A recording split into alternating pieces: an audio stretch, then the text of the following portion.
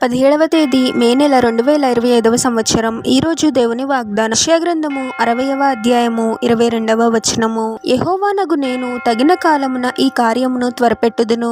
సహోదరి సహోదరులారా, మనకున్న జ్ఞానాన్ని బట్టి మనము ఎన్నో ప్రణాళికలను వేస్తూ ఉంటాము. ఈ సమయానికి ఉద్యోగం రావాలి, వివాహం అవ్వాలి, సంతానం కలగాలి, లేదా ఇంత డబ్బుని సంపాదించాలి, ఇల్లు కొనాలి, లేదా ఇల్లు కట్టించాలి, స్థలం కొనాలి, ఇలా ఎన్నో అనుకుంటూ ఉంటాము. కొన్ని అనుకున్న సమయానికి జరిగితే మరికొన్ని ఆలస్యం అవుతూ ఉంటాయి. అనుకున్న సమయంలో జరిగినప్పుడు ఎంతగానో ప్రభువుని స్తుతిస్తూ ఉంటాము. అదే జరగకపోతే ప్రభువు నా మాట ఆలకించడం లేదు, నేనంటే ఇష్టం లేదు అని కొంతమంది కోపంతో కూడా ప్రార్థన మానేస్తూ ఉంటారు. కానీ మనం గ్రహించాల్సిన విషయము, మనం అనుకున్న సమయం కంటే ప్రభువు నిర్ణయించిన సమయము ఎంతో శ్రేష్టమైనది. మన తలంపుల కంటే ప్రభు తలంపులు, మన ప్రణాళికల కంటే ప్రభు యొక్క ప్రణాళికలు ఎంతో గొప్పవి. ప్రభు చిత్తం కాకపోతే ఎన్ని ప్రయత్నాలు చేసినా ఆ కార్యం జరగదు. కానీ ప్రభువు చిత్తమైతే ఆ కార్యం జరగకుండా ఉండాలి అని ఎవరు ఎన్ని ప్రయత్నాలు చేసినప్పటికీ అది తప్పకుండా జరుగుతుంది. మీ జీవితంలో ఏ కార్యమైనా ఆలస్యం అవుతుంది అని మీరు అనుకుంటూ ఉన్నారేమో. ప్రభు అంటూ ఉన్నాడు,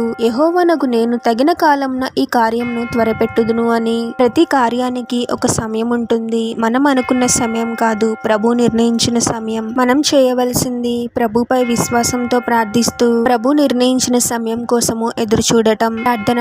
పరిశుద్ధుడకు ప్రభువా, మీ పరిశుద్ధమైన పాదాలకు వేలాది వందనాలు, స్తుతులు, స్తోత్రాలు చెల్లించుకుంటున్నాము తండ్రి. మరొక నూతన దినంలోనికి మమ్మల్ని క్షేమంగా ప్రవేశింపచేసిన దేవా, మీకే స్తోత్రం ప్రభువా.